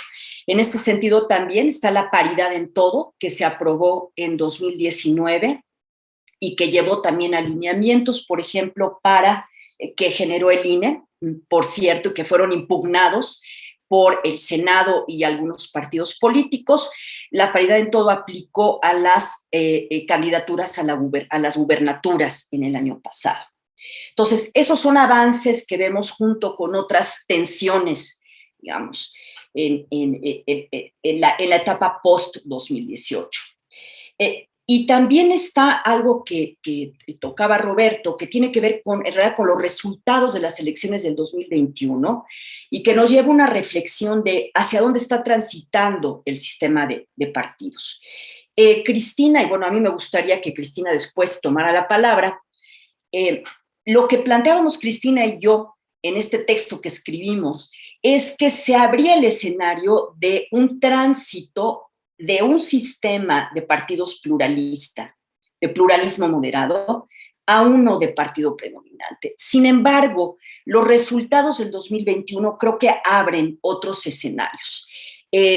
Tanto las elecciones en la Ciudad de México y sus resultados, que como ustedes saben, implicaron un avance otra vez, un ganar terreno de la oposición, así como resultados a nivel distrital. La verdad es que creo que nos debe hacer repensar esta tesis de si estamos transitando hacia un sistema de partido predominante. A mí no me queda la menor duda de que Morena tiene intenciones predominantes. Es decir, yo creo que por lo menos una parte importante de este partido sí se plantea como una fuerza de reemplazo de los otros partidos. Sí, pero a pesar de ello, creo que el pluralismo que se ha construido a lo largo de muchos años en este país y viendo los resultados de las elecciones del 2021, me parece que ahí tenemos formatos de competencia muy diversos que no nos permiten afirmar en este momento que estamos transitando su sistema de partido predominante. Pero bueno, allí habría que mostrar también otros datos y bueno, no hay tiempo para ello, ¿no?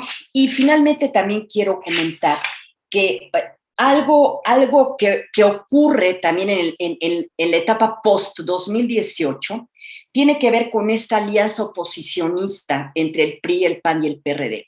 Y yo creo que esta alianza de Va por México, que aparentemente se va a mantener vigente para todas las elecciones que vienen a nivel local y federal, nos obliga a pensar eso qué implicaciones tiene para estos partidos, su relación con las organizaciones sociales que analizaron mis colegas en este libro, y sobre todo eso qué impacto va a tener en el mantenimiento o no de sus bases, de las bases sociales que les quedan, porque muchas se las arrebató Morena. Entonces, creo que estas son algunas líneas de reflexión que se abren analizando los procesos electorales del 2021. Yo lo dejaría aquí. Sergio, de nuevo, muchísimas gracias por estar aquí y yo esperaría que las y los autores que no han participado pudieran decir algo sobre sus capítulos. Muchísimas gracias, una gran coordinadora, Esperanza Palma. En el libro consideramos que la nueva legitimidad surgida en 1988 se erosionó por la corrupción, la demagogia, la violencia, la falta de crecimiento económico. Pero a partir de estas elecciones de 2018 y en mucho por su esencia y naturaleza, el debate del futuro se ha previsto desde entonces en la disyuntiva entre liberalismo y populismo, que es un poco lo que ha ido como que saliendo poco a poco de las reflexiones. En otras ideas, quiero solamente recordar que para todas y todos los que quieran obtener el libro, les pediríamos nos envíen un mensaje solicitando la versión en PDF y se los hacemos llegar. Quisiera agradecer muchísimo las magníficas reflexiones de nuestras y nuestros presentadores, invitados de honor de esta charla. Y al mismo tiempo, como decía Esperanza, extender la invitación primero a que nuestras amigas y colegas, autores de este libro, tomen la palabra para comentar de manera breve alguna consideración que quisieran compartir. Y en segundo lugar, invitar al público a elaborar alguna pregunta, comentario que lo puedan hacer a través del chat en Facebook, en YouTube, en Zoom, para leerlo al aire. Así que abrimos el micrófono para nuestras y nuestros autores.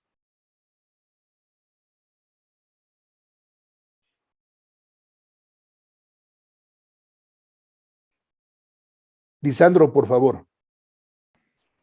Bueno, muchas gracias. Buenas tardes a todas y a todos. Primero que nada, agradecer nuevamente a Sergio Esperanza por la coordinación de este libro, por la invitación a participar. En mi caso también lo hice junto al doctor Francisco Reveles, colega de la facultad, que no pudo estar hoy aquí, pero bueno, más que nada en el caso nuestro fue la idea de abordar las relaciones del PRI con las organizaciones sociales. En el capítulo van a encontrar, y no pretendo aquí repetirlo, pero solamente hacer un repaso breve y hacer una reflexión posterior, van a encontrar un repaso muy breve sobre la histórica relación del PRI con las organizaciones, partiendo de su objetivo histórico, ¿no? de cooptación y de realmente tratar de incluir dentro del partido la mayor pluralidad de intereses posible, entendiendo también las limitaciones que tenía el propio partido y cuando necesitaba ya recurrir a otro tipo de relaciones con aquellas organizaciones que no cuadraban o que no entraban en el plan del partido. Pero más allá de eso, cómo a lo largo del tiempo, y particularmente para llegar a la elección de 2018, las relaciones del PRI con los distintos sectores de organizaciones, sobre todo campesinas, ¿no? E incluso con ciertos sectores de organizaciones gremiales, realmente mantuvo una lógica principalmente corporativa y clientelar, como fue tradicionalmente, ¿no? Esto se fue resquebrajando, evidentemente, a lo largo de la historia, sobre todo a partir obviamente, de la debilidad del propio partido de Estado y de cómo el PRI va perdiendo posiciones en el Estado y en el aparato del Estado y los distintos poderes, ¿no? Entonces, esto se va resquebrajando, las organizaciones ganan autonomía y también esa autonomía lo lleva a vincularse con otras fuerzas políticas, ¿no? De alguna manera el PRI llega a 2018, después de haber vuelto al gobierno en 2012 de una manera, si uno quiere, digamos, no voy a decir imprevista, pero por lo menos que después de lo que había sido 2006, no se esperaba que el camino iba a ser la vuelta del PRI en 2012, pero llega a 2018 muy debilitado, con un gobierno saliente muy desacreditado y una opción opositora que era principalmente la coalición de Morena, muy fortalecida justamente, como ya fue dicho aquí previamente, por los resultados de la democracia, si uno quiere, de la democracia de los gobiernos del PAN y del PRI de Peña Nieto, ¿no? Es decir, quienes antecedieron post-2000, post-alternancia en la presidencia al gobierno actual, ¿no? Entonces, creo que el capítulo les va a hacer una buena reseña breve sobre lo que ha sido para el PRI el sustento de distintas organizaciones y lo que era en el momento de la elección del 18, pero también cómo las organizaciones de alguna manera iban dejando a un PRI que no les garantizaba ya lo que en otros tiempos podía garantizar, ¿no? Entonces, más allá de esto, y para cerrar mi comentario muy breve, lo que yo quisiera también aportar del libro es que me parece que en general el libro nos permite y nos da herramientas para pensar el escenario del 18, pero lo que sigue del 18, lo que todavía hoy estamos viendo, y pensar un poquito, cuando habla, y el mismo libro lo propone en su título, ¿no? Habla de elecciones, partidos y nuevos clivajes sociales, y ahí también empezar a pensar, bueno, la literatura tradicional de los clivajes sociales nos planteaba esta posible relación del impacto que estos clivajes tenían en la estructuración del sistema de partidos, de la oferta política, y luego también vino toda una literatura que empezó a plantear, bueno, ¿y por qué no las propias instituciones políticas pueden estructurar los clivajes, ¿no? Es decir, este camino de ida y vuelta, ¿no? Los clivajes sociales hacia estructurar la oferta política para aprovechar esos clivajes y ver cómo poder enfrentarse, y por otro lado, cómo la misma estructura política puede generar divisiones, por lo menos divisiones, si no llegamos a clivajes, por lo menos divisiones sociales que pueda repercutir con posterioridad para su propio beneficio político. Y también pensar desde ahí qué es lo que está haciendo actualmente el partido en el gobierno o la coalición de gobierno, pero principalmente Morena y desde su liderazgo y desde el gobierno, si está tratando, creo yo, de marcar divisiones muy claras. Esto lo hemos visto también en otros países de América Latina anteriormente, en los últimos 20 años, pero de marcar ciertas divisiones desde el gobierno, ¿no? Desde la oferta política, a partir de, evidentemente, un espacio donde las demás opciones o las tradicionales opciones están muy desacreditadas, lo que le permite al gobierno, a pesar de todo lo que ha pasado este gobierno, pues seguir manteniéndose con altos niveles de aprobación, ¿no? Sobre todo comparado con sus antecesores. Entonces, creo que también pensar esta lógica, ¿no? Hasta dónde la sociedad estructura el sistema a la oferta política, o la oferta política, o la política puede generar y estructurar divisiones sociales, y quizá estamos viendo eso, y también cómo las organizaciones,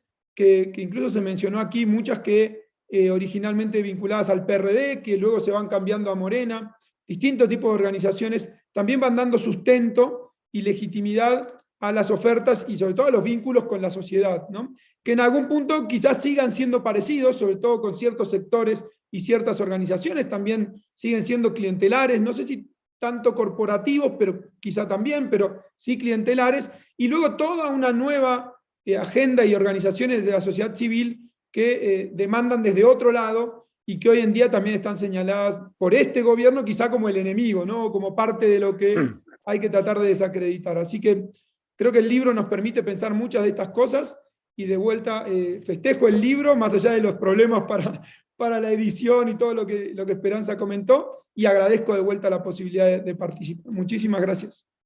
Muchas gracias, Lisandro, por tu comentario.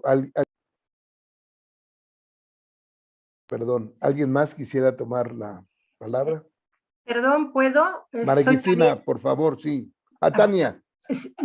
Como sea el orden, perdón por Está bien, Tania, y luego María escena. Cristina, ¿te parece? Perfecto. Que de repente encontré así el... No te preocupes. Entonces empiezo, ¿verdad? Sí, Tania, por favor. Okay. Bueno, primero gracias por la invitación al libro y gracias por la invitación a la presentación y gracias también a Roberto por los comentarios, en particular para mi capítulo. Ahí yo quisiera dividir mi comentario en dos partes. Primero, un poco comentar sobre mi capítulo y responder a esta lectura de Roberto. Rápidamente, al igual que Lisandro y Paco Reveles, en el capítulo lo que hago es una revisión rápida de, digamos, la historia de las relaciones del PAN con distintos grupos de la sociedad mexicana, ¿no? Y entonces, bueno, desde los tradicionales grupos de la Acción Católica, pasando por el empresariado, y después documentar un poquito del propio clientelismo político del Partido Acción Nacional cuando llega al gobierno, e incluso referir también en la utilización de las clientelas políticas del PRD para ganar elecciones en ciertos estados, ¿no? Entonces, ese es como un recorrido de entrada y después ya abordo lo que realmente es el centro de mi discusión, que es como esta estructura, digamos, débil del Partido Acción Nacional, poco consolidada en algunos territorios, mucho más en otros, los típicos territorios panistas del Bajío, Centro, Occidente y el norte del país, pero en otros estados con dificultades para vincularse a la sociedad civil, pues ha contribuido al desarrollo de nuevas relaciones de este partido con organizaciones cívicas conservadoras. Decía Roberto, son las típicas organizaciones con las que se ha vinculado el PAN, esa fue un poquito la manera en la que entendí la presentación. Yo diferiría, yo creo que son nuevas redes conservadoras actuando sí únicamente con relación a plantear una confrontación en el terreno de público con relación a, por ejemplo, el debate feminista y la agenda sobre los derechos sexuales y reproductivos. O sea, hay una focalización muy clara de las temáticas de estas organizaciones. Ahora, ciertamente se reproducen valores tradicionales, o sea, el PAN no dejará de ser el PAN, pero lo que es novedoso son las nuevas formas de vincularse con estas organizaciones de la sociedad civil. Y por otro lado, insistir en el hecho de que Acción Nacional pues nunca ha reconocido grupos al interior de su partido, es un partido que se asume como un partido de ciudadanos, no de grupos, ni de corrientes, ni de tendencias, y por otro lado, que este tipo de vínculos fortalecen a los liderazgos, no al partido, o sea, los vínculos son liderazgo, organizaciones. Entonces, en esa medida hay, desde mi punto de vista, digamos, un refrescamiento de los discursos, los programas, las propuestas de los líderes en ciertas coyunturas electorales que no necesariamente fortalecen al Partido Acción Nacional, ni siquiera en términos de sus planteamientos programáticos. Eso es lo que yo alcanzo a ver. Entonces, en el texto lo que hago es un primer recuento de los vínculos de distintos líderes panistas a lo largo del país, en la medida de lo que fue posible, para vincularlos con las organizaciones cívicas conservadoras. Y ahora paso a un segundo punto, que yo quisiera también destacar que en esta pluralidad en la que estamos inmersos, Un tema que tampoco ha sido lo suficientemente abordado es el retorno de la religión a la política, y me parece que es un tema fundamental también. O sea, la construcción de nuevas redes cívicas de ideología conservadora se sitúan, y aquí si no me dejará mentir Erika en sus trabajos y en sus reflexiones, y Emanuel, se sitúan justamente como opositores a estas agendas progresistas del feminismo y en concreto a todo lo que tiene que ver con los derechos sexuales y reproductivos. Ahora, baste únicamente observar lo que fue el proceso electoral de 2018 para darnos cuenta que la religión estuvo metida también en los asuntos de los procesos electorales a través de los partidos políticos, ¿no? El propio presidente, su manera de conducirse, su discurso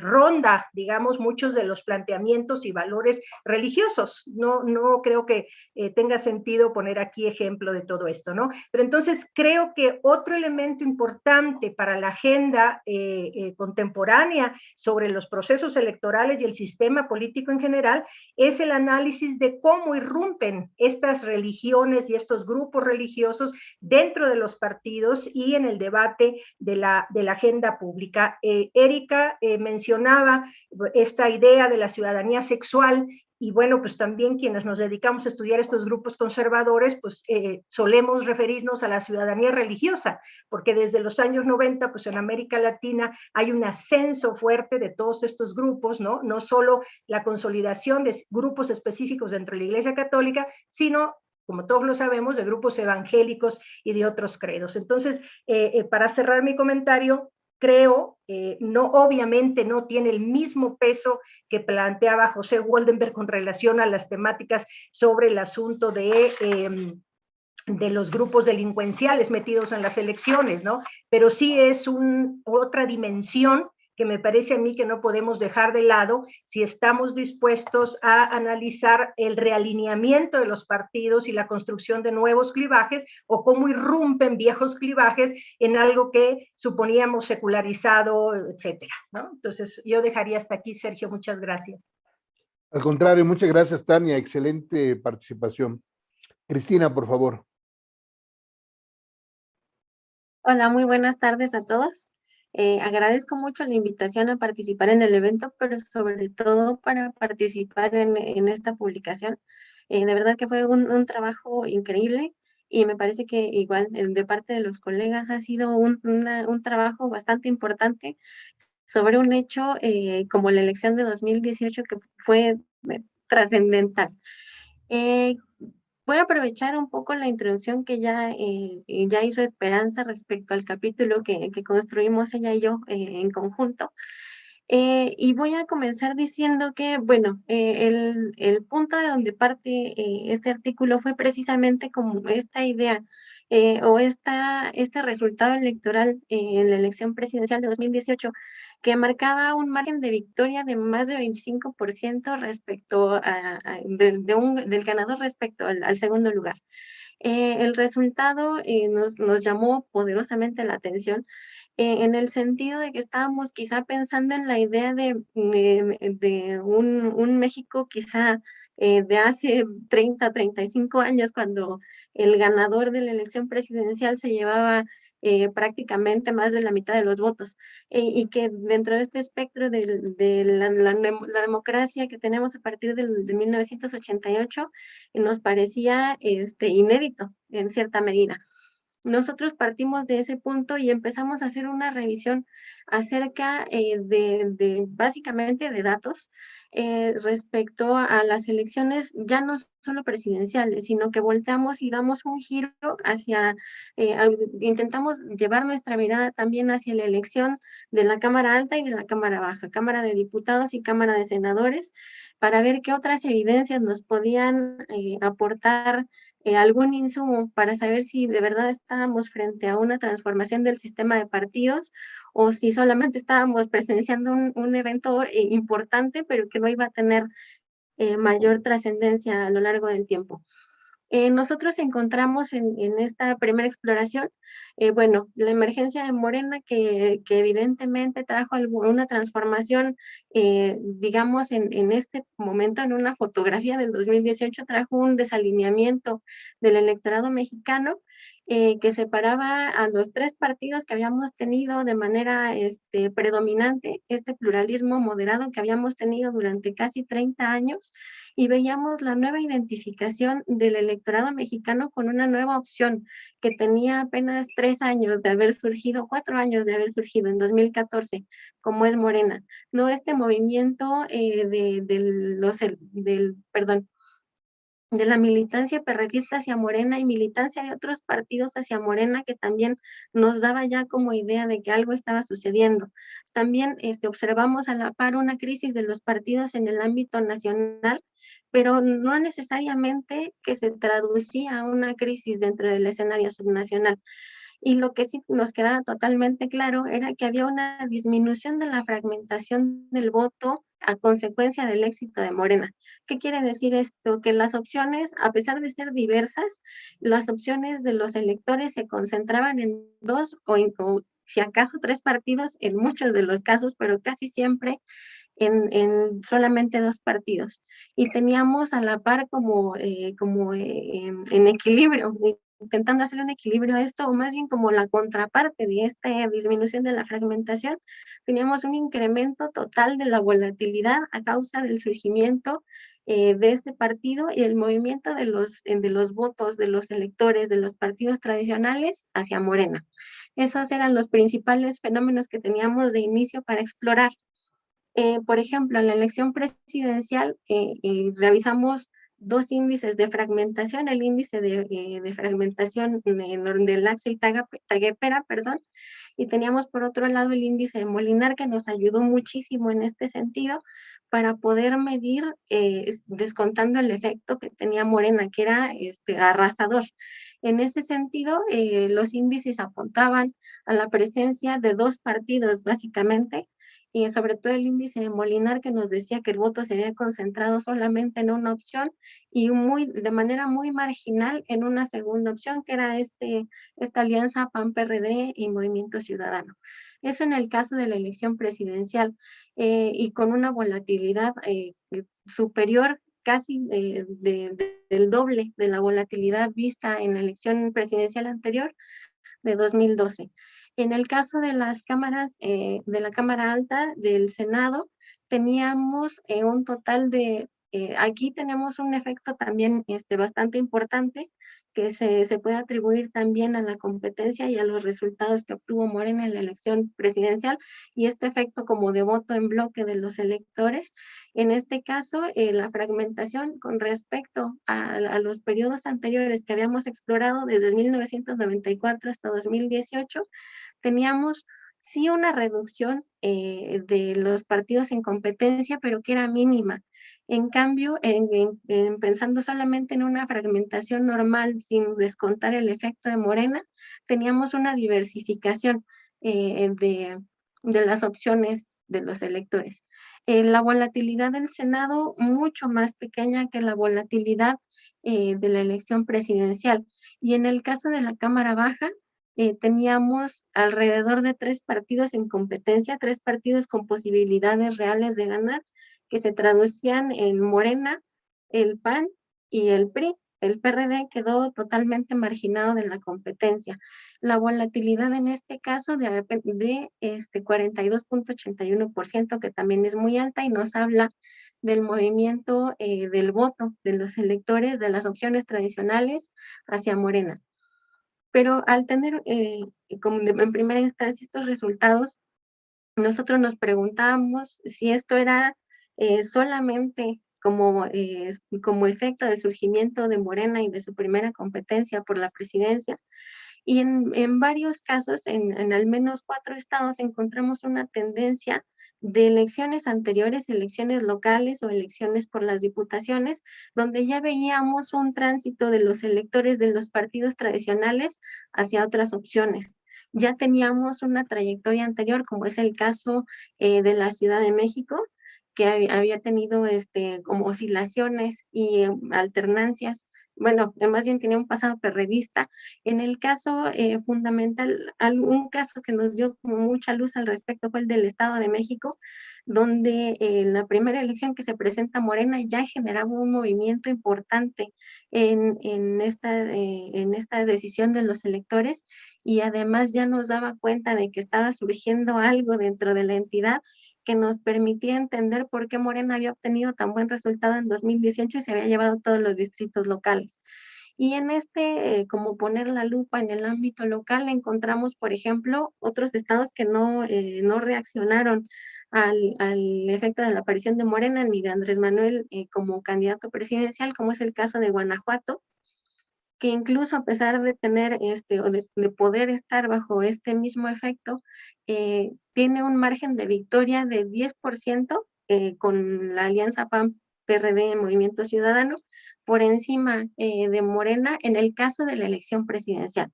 Igual en Nuevo León, AMLO gana por apenas 0.73%. Estimada Cristina, ojalá podamos ir cerrando. Sí, ya voy terminando.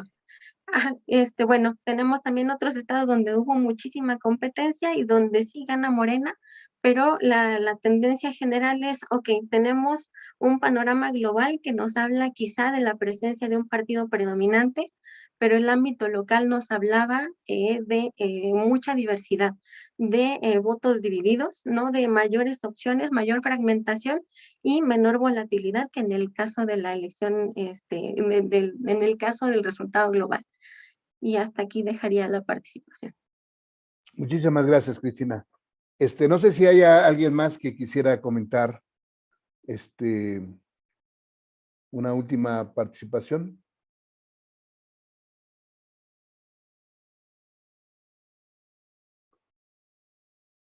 Bueno, decir entonces nada más. No sé, también preguntaría si Roberto, Erika, José y Esperanza, nuestros invitados especiales, quisieran hacer un comentario final de 1 minuto como cierre, o es suficiente. Sí, José. 1 minuto. Dale. Gracias. Es que ahora de nuevo Sergio hizo alusión a esto de una alternativa entre liberalismo y populismo. Y en la introducción a los textos, que es muy buena y da una idea muy, muy clara de lo que contiene el libro, al hacer el resumen del mío, parece que yo soy el que planteo que la alternativa es entre liberalismo o populismo. Y lo que mi texto dice es que esa fue la consigna de la Comisión Bancaria, ¿cómo se llama? De la Asociación de Bancos de México. Y en el texto yo le quería salir al paso a eso. Yo le decía, yo lo que digo en el texto es que en efecto la agenda liberal democrática avanzó muchísimo, pero que la agenda social no había avanzado. Eso es todo. Es decir, que no es una alternativa que yo pongo, sino que pusieron los banqueros como ¿cómo llamarle? Como título de su convención, con la que yo entro en debate. Perdón. Gracias. No, está muy bien por la aclaración. Roberto, pregunto, Erika y Esperanza. Pues no, nada más. Un cierre espectacular, digamos. Bueno, sí. No sé quién va a ser el cierre espectacular, porque yo no. No, nada más decirle a José Woldenberg que sí, bueno, que así lo entendimos, como que no era la disyuntiva que tú estabas planteando, ¿no? Sino que era algo que estaba en el debate, pero bueno, lamento mucho que parezca, vamos a poner una fe de ratas, porque lamento mucho que parezca que tú estás planteando esa alternativa, ¿no? Pero bueno, en fin, no, nada más agradecerles de nuevo mucho, en verdad, su participación, la inversión de tiempo, el estar aquí, que ya estamos realmente un poco hasta el gorro de esta vida virtual, y de verdad, excelentes participaciones, y espero verles pronto, no de manera virtual, sino presencial. Muchas gracias. Muy bien. Bueno, pues Pues un comentario final, sí, Sergio. Roberto, por favor. Sí, gracias. Bueno, nada más primero decirle a Tania que me da mucho gusto verla después de tantos años de que no la veía. Qué bueno que sigue investigando este tema del que ella es especialista desde hace mucho tiempo sobre la derecha, sus organizaciones, su planteamiento y ahora esta relación entre organizaciones e institución partidista. Y ciertamente sí creo que hay toda una serie de nuevas organizaciones, que hay nuevas redes que están movilizadas, sobre todo, bueno, más ahora en este contexto político que estamos viviendo. Simplemente lo que yo quería decir es que su agenda sigue siendo una agenda muy tradicional, ahora sí que literalmente muy reaccionaria, lo decía Tania ahora, ¿no? Están reaccionando frente a las nuevas agendas, frente a la ampliación de los derechos, frente a las nuevas libertades que se están planteando, las nuevas conquistas, pero el lugar desde el que lo hacen sigue siendo, desde mi perspectiva, este lugar de la tradición, de valores ya muy, muy anquilosados, con formas de construcción de legitimidad también muy, muy premodernas. Creo que no han logrado dar un salto en términos discursivos y en términos programáticos para dar cuenta de otro tipo de realidades desde ese tipo de posición ideológica. Y finalmente, yo creo que queda como agenda de investigación a futuro, algo que se desprende de los comentarios que hicieron varias de las autoras y de los autores, ¿no? Y que tiene que ver un poco con cuál va a ser el impacto que a futuro tenga esta suerte de, digamos, de tsunami electoral que tuvimos en 2018, que está temperado un poco en 2021 y que vamos a ver en 2024 cómo se van a plantear las correlaciones de fuerzas, pero ciertamente sí hubo un vuelco de coyuntura, sí aparece la emergencia de un partido, de una fuerza política predominante, y aparece sobre todo ya pues, la entronización de una figura presidencial que está teniendo enormes efectos, desde mi perspectiva, muchos de ellos negativos, en la vida social, cultural, económica y política del país. ¿Cómo poder entender cuál es realmente la textura de un liderazgo como el de López Obrador y cómo ese liderazgo también va a impactar a las propias organizaciones, cómo las está impactando? ¿Cómo poder entender la relación entre López Obrador y Morena, por ejemplo, ¿no? Cuando hay tantos frentes, digamos, de desfase y a veces de abierta confrontación entre lo que son los planteamientos presidenciales en muchos rubros y lo que solía ser el discurso de la izquierda, ¿no? que recogía puntos muy importantes de la agenda liberal y también de la agenda socialdemócrata. Pero ¿qué está pasando ahora en términos de cómo este liderazgo personalizado, que tiene tintes religiosos muy marcados, que apuesta por la militarización, que se pelea con la sociedad civil, que es conservador también en términos de las nuevas agendas de ampliación de derechos, pero que rescata justamente por el lado populista el tema de la justicia social? Es decir, ¿esto cómo va a funcionar en términos de narrativa y de construcción de clivajes? ¿Cómo va a impactar al sistema de partidos? ¿Y qué tipo de discursos alternativos son los que pueden surgir frente a un liderazgo de este tipo? Sí hay riesgos muy, muy importantes, lo decía Pepe, entre otras cosas, ¿no? El embate contra la organización electoral, que sin duda es la piedra de toque de la democratización mexicana y sin la cual no se puede entender la realización de las elecciones de las que hablamos y que es la base justamente para que toda la mecánica electoral funcione, ¿no? ¿Qué va a salir de esto? No lo sé, pero yo creo que sí da para una reflexión fuerte en torno a estilos políticos, a impacto de estilos políticos en las organizaciones partidistas y a la recepción social de esos estilos políticos, ¿no? Seguimos viendo ahora altos índices de popularidad, en fin. Esto no será tampoco seguramente definitivo, pero hoy por hoy ahí están. Y ver qué sucede en el camino. El despropósito de la revocación de mandato ahora pues significa mucho, ¿no? En términos también del desgaste de la propia organización electoral y de ese estilo que ahora apunta por la vía del chantaje, ¿no? a la ciudadanía para que por favor le diga al presidente que no deje su puesto, ¿no? Porque ¿qué pasaría si lo llegara a dejar?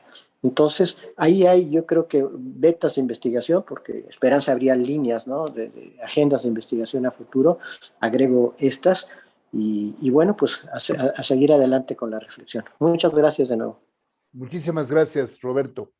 Bueno, pues agradecemos a todas y todos quienes nos acompañaron en esta importante presentación del libro México 2018, Elecciones, Partidos y Nuevos Clivajes Sociales, coordinado por Esperanza Palma y un servidor. Decir que la imagen de portada es una obra del artista Loshá Tamayo Márquez. Agradecemos inconmensurablemente las inteligentes lecturas de nuestros invitados e invitadas especiales sobre el libro, sobre el tema electoral, sobre la política. Agradecemos mucho también el apoyo de Marcos González, asistente del área de investigación, a la doctora Nicolasa López, nuestra entrañable jefe del área, al Departamento de Sociología y especialmente a CIA TV, que es un espacio maravilloso de comunicación que desde CIA de la Guamas Capozalco ofrece una increíble cobertura a la difusión de la ciencia y que nada de esta presentación podía haber sido sin su decidida participación. A nuestra querida área de investigación en teoría y análisis de la política, por supuesto. Así pues, muchas gracias y hasta pronto. Saludos. Gracias, Bye. hasta luego. Gracias.